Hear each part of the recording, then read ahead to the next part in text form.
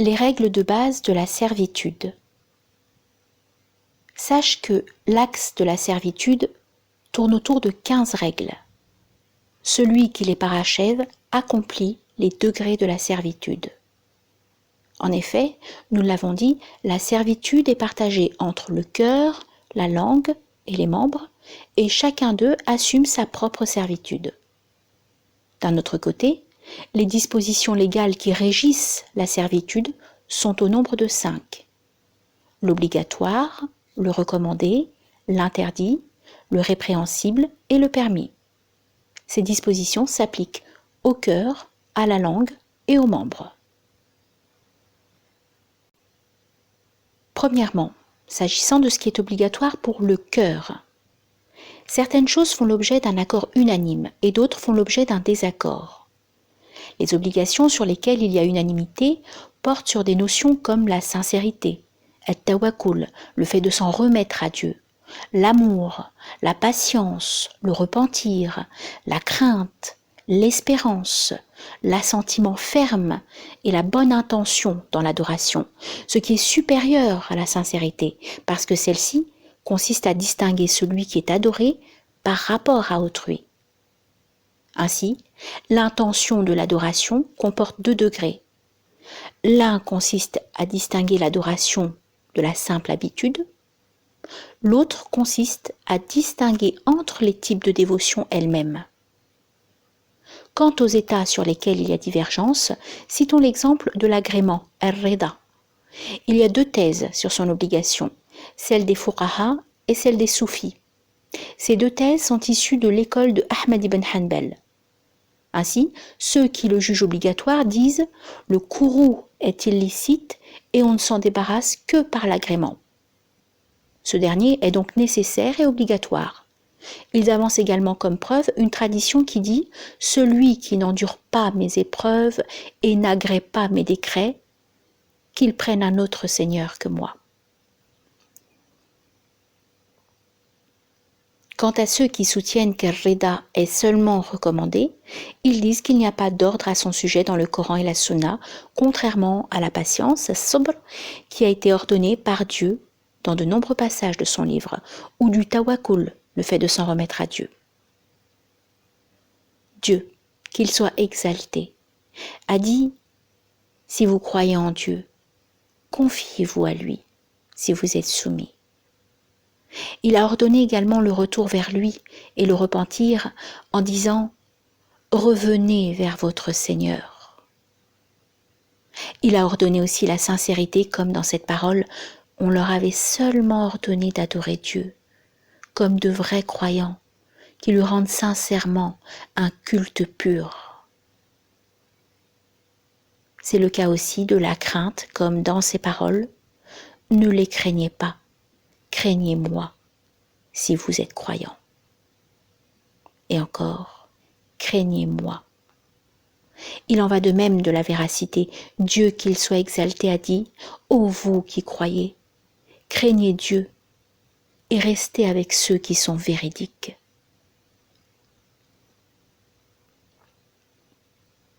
Il en va de même d'al-mahabba, qui est de toutes les prescriptions celle qui est la plus obligatoire, car elle constitue le cœur de l'adoration qui est exigée, sa substance et son esprit. Quant au rida, l'agrément, ce qu'il en est rapporté dans le Coran, c'est l'éloge et le compliment pour ceux qui l'incarnent et non pas l'ordre de l'assumer.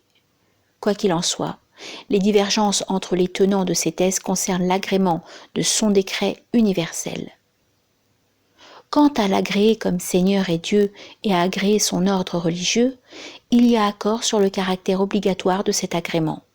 D'ailleurs, le serviteur ne devient musulman qu'en vertu de cet agrément, celui d'agréer Dieu comme Seigneur, l'islam comme religion et Muhammad alayhi salatu wassalam comme messager. Il reste que le but à travers ces actions, qu'elles soient obligatoires ou simplement recommandées, c'est la servitude du cœur. Celui qui les affecte ne fait qu'affecter la servitude du roi, même s'il assume par ailleurs la servitude de ses sujets qui sont les membres. En effet, ce qui est recherché, c'est que le roi des membres, c'est-à-dire le cœur, assume l'adoration de Dieu, qu'il soit glorifié en concert avec ses sujets. Quant aux interdits qui s'imposent au cœur, ce sont l'orgueil, la duplicité, la fatuité, l'envie, l'insouciance, l'hypocrisie. Or, ces interdits sont de deux sortes. Il y en a qui relèvent de l'impiété, comme le doute, l'hypocrisie, le polythéisme et leurs succédants. Et il y en a qui relèvent des péchés qui peuvent être majeurs ou véniels. Les péchés majeurs ou mortels sont par exemple la duplicité, la fatuité, l'orgueil, la fierté, l'arrogance, le fait de désespérer de la miséricorde de Dieu, le fait de désespérer de la bonté de Dieu, le fait d'être rassuré contre la ruse de Dieu, le fait de se réjouir de la gêne, des dommages et malheurs des musulmans, le fait de souhaiter que le vice se répande au milieu d'eux, le fait de les envier pour ce que Dieu leur a accordé de ses faveurs, le fait de souhaiter la disparition de ses faveurs, et tout ce qui en découle, et qui est sur le plan de l'interdiction plus grave que la fornication, la prise du vin, etc., parmi les péchés majeurs manifestes. Or le cœur et le corps ne peuvent s'améliorer qu'en les évitant et en se repentant. Autrement, le cœur est corrompu. Et si le cœur est corrompu, le corps le sera aussi. À vrai dire, ces vices ne naissent qu'en raison de l'ignorance, de la servitude du cœur et de l'obligation de l'assumer. Donc la fonction de « c'est toi que nous adorons » s'impose pour le cœur avec les membres, car s'il l'ignore et néglige de l'assumer, il se remplira nécessairement de son contraire. Or ces choses peuvent être considérées comme vénielles ou mortelles à l'encontre du cœur en fonction de leur puissance, de leur gravité, de leur légèreté et de leur subtilité. Parmi les péchés mineurs, il y a le désir des interdits et le fait de les souhaiter. Or les degrés du désir diffèrent en ampleur et en petitesse, en fonction de la différenciation des degrés de ce qui est désiré. Ainsi, le désir de l'impiété et de l'associationnisme est de l'impiété. Le désir de l'innovation blâmable est de la perversion. Le désir des péchés majeurs est de la désobéissance. Si le fidèle le délaisse pour Dieu, bien qu'il ait le moyen de le réaliser, il sera rétribué. Mais s'il le délaisse par impuissance, après avoir déployé l'effort dont il dispose pour le commettre, il mérite le châtiment. Voilà pourquoi le prophète alayhi salatu wassalam a dit, lorsque deux musulmans se font face avec leurs épées, le tueur et celui qui est tué seront en enfer. On lui a demandé, d'accord pour le tueur, ô envoyé de Dieu, mais pourquoi celui qui est tué? Il a dit, parce qu'il tenait à tuer son frère. Il lui a réservé le statut de tueur en raison de son attachement à tuer son compagnon sur le plan du péché, et non pas suite à la qualification de l'acte lui-même. Deuxièmement, pour ce qui est des 5 servitudes de la langue, ce qu'il en est obligatoire est la prononciation des 2 professions de foi. Aussi la récitation du Coran qui s'impose aux fidèles pour sa prière, ainsi que la prononciation des formules de dhikr ordonnées par Dieu et son prophète en prière, la glorification pendant le ruku' et le sujoud, la formule « Notre Seigneur, à toi la louange » après le redressement, le tashahhud et le takbir.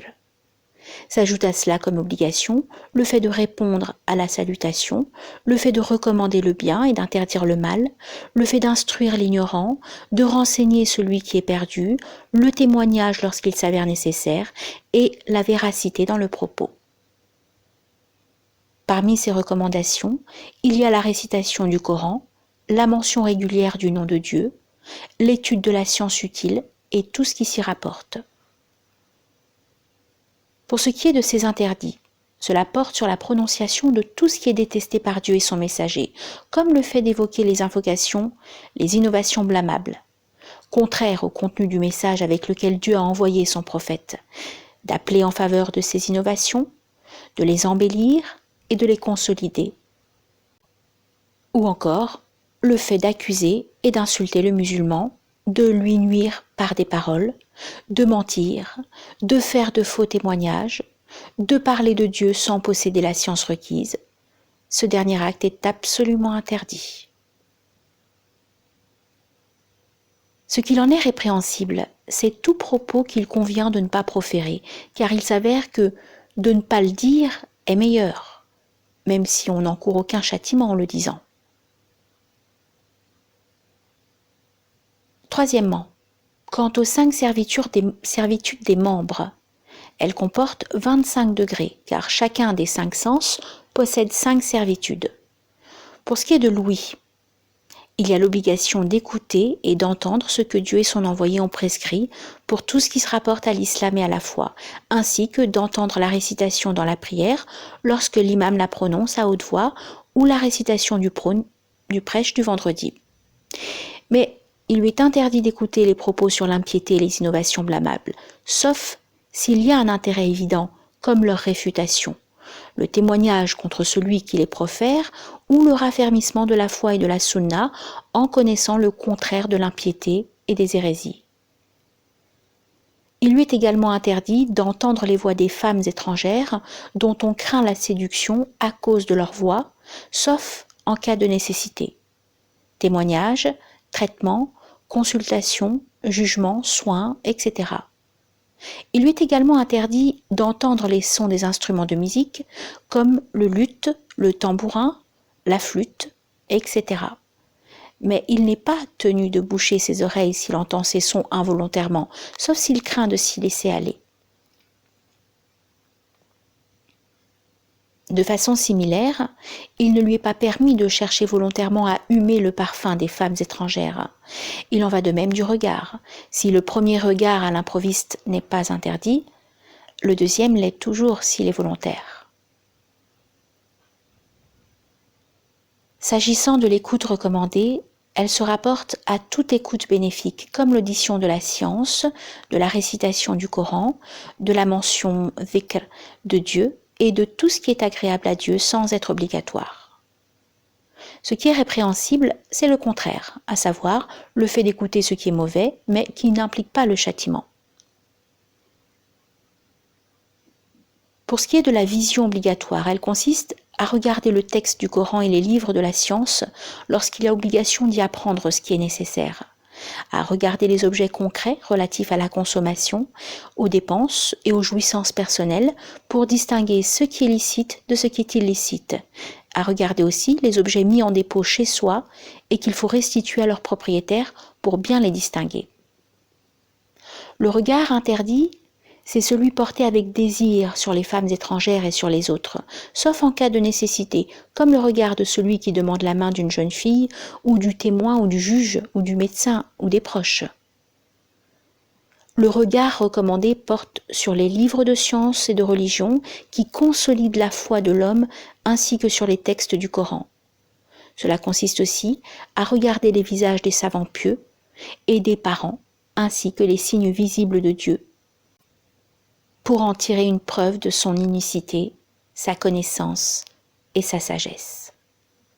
Le regard répréhensible, c'est tout regard curieux inutile et sans intérêt, car le regard a ses excès comme la langue. On a dit que les anciens pieux détestaient le regard curieux, au même titre qu'ils honnissaient le langage superflu. Ce qu'il en est permis, c'est tout regard qui ne comporte ni dommage, ni utilité dans l'immédiat et dans le futur. Parmi les regards interdits, il y a celui de regarder les nudités qui sont de 2 sortes, les nudités derrière les vêtements et les nudités derrière les portes. Ainsi, si quelqu'un regarde les nudités à travers les portes d'une maison et que le propriétaire de cette maison lui crève les yeux, celui-ci n'encourt rien, conformément au hadith authentique en ce sens du prophète, alayhi salatu wassalam. Quant au goût obligatoire, c'est celui qui consiste à prendre la nourriture et la boisson lorsqu'il y a nécessité impérieuse et crainte de la mort. Aussi, celui qui n'en prend pas et y résiste jusqu'à la mort meurt comme un pécheur qui s'est donné la mort. Les imams Ahmed et Taous ont même dit que celui qui est obligé de manger la viande d'une bête morte de mort naturelle et qui s'y refuse et en meurt, entre en enfer. Il en va de même de la prise d'un médicament s'il a la certitude qu'il va le sauver. S'il croit seulement à une possible guérison, sa prise est-elle recommandée ou convient-il de le délaisser? Là-dessus, il y a des divergences bien connues entre les anciens pieux et les générations suivantes. Pour ce qui est du goût interdit, c'est comme le fait de goûter à des choses douteuses ou de manger au-delà du besoin ou de goûter à un repas auquel on ne t'a pas invité ou de goûter au repas des hypocrites. Ce qu'il en est recommandé, c'est de manger ce qui t'aide dans l'obéissance à Dieu, qu'il soit exalté et magnifié, de manger avec l'hôte pour qu'il se sente à l'aise et de goûter au mets d'une réception à l'invitation de laquelle il est recommandé de répondre. Pour ce qui est des servitudes du sens de l'odorat, ce qui en est obligatoire, c'est de sentir les choses pour distinguer le licite de l'illicite, comme le fait de sentir ce qui te permet de savoir si telle chose est bonne ou mauvaise, ou s'il s'agit d'un poison mortel ou non, etc. Quant à ce qu'il en est interdit, c'est de sentir délibérément le parfum pendant qu'on est en état de sacralité, al-ihram, ou de sentir du parfum volé et spolié, ou de humer volontairement le parfum des femmes étrangères par crainte d'en être séduit.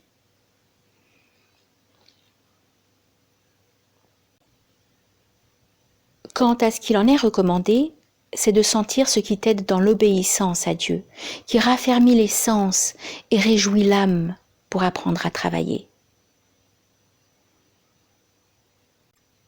Pour apprendre et travailler. Il en est ainsi des parfums et de la myrte lorsqu'ils te sont offerts comme cadeau. En effet, il est rapporté dans le Sahih de Muslim que le prophète alayhi salatu wassalam a dit « Celui à qui on offre de la myrte ne doit pas la refuser, car c'est un bon parfum, facile à transporter. » Ce qu'il en est répréhensible, c'est comme le parfum des hommes injustes et douteux, etc. Ce qu'il en est permis, c'est tout ce qui ne comporte pas d'interdiction divine, ne renferme pas d'intérêt religieux et ne se rapporte pas aux dispositions de la loi religieuse. En ce qui concerne les servitudes se rapportant au sens du toucher, ce qu'il en est obligatoire, c'est par exemple le fait de toucher l'épouse pendant les rapports. Ce qui est interdit, c'est le fait de toucher les femmes étrangères. Ce qui est répréhensible, c'est par exemple de toucher sa femme avec désir lorsqu'on est en état de sacralité, ou pendant une retraite spirituelle, ou pendant le jeûne. Ces degrés se rapportent également à l'action de saisir avec la main et de marcher avec le pied. Ainsi, la saisie obligatoire consiste à aider le nécessiteux à lancer les petits cailloux pendant le rite du pèlerinage, à accomplir les ablutions mineures et le tayammum, etc. Ce qui est interdit, c'est par exemple le fait de tuer la personne humaine que Dieu a interdit de tuer, de piller l'argent protégé, de frapper celui qu'on ne doit pas frapper, etc. De jouer aux jeux interdits ou d'écrire ce qui est interdit, comme les innovations blâmables contraires à la sunna, les mensonges, les accusations ou tout ce qui porte atteinte aux musulmans. Ce qui est répréhensible, c'est tout jeu vain, mais qui n'est pas interdit, ou l'écriture de ce qui est inutile pour la vie en ce bas monde et pour la vie future. Pour ce qui est de la marche du pied, ce qui est obligatoire, c'est par exemple la marche pour participer à la prière du vendredi et aux autres prières en commun, pour effectuer les tours autour de la Kaaba, pour effectuer les va-et-vient entre Safa et Marwa, pour se rendre chez des parents, des proches, pour assister à des séances où on dispense un savoir qu'il faut apprendre ou pour accomplir le pèlerinage lorsque la distance n'est pas trop grande. Ce qui est interdit, c'est de marcher vers la désobéissance à Dieu, car ceci relève de la marche des satans. Dieu, qu'il soit exalté, a dit « Déploie contre eux tes cavaliers et tes fantassins ». C'est dire que celui qui marche ou se déplace au moyen d'une monture pour désobéir à Dieu fait partie de la cohorte de Satan. De même, celui qui se déplace grâce à un véhicule, Ce qui est obligatoire, c'est le fait de se déplacer pour le jihad et le pèlerinage. Ce qui est recommandé, c'est tout déplacement utile comme les déplacements pour l'étude, pour l'entretien des liens de parenté, pour rendre service aux parents, etc. Ce qui est répréhensible, c'est tout déplacement pour les plaisirs et les jeux. Tels sont donc les 50 degrés de servitude qui s'imposent à 10 choses: le cœur, la langue, l'ouïe, la vue, l'odorat, le goût, la main, le pied, le sexe et le déplacement au moyen d'une monture.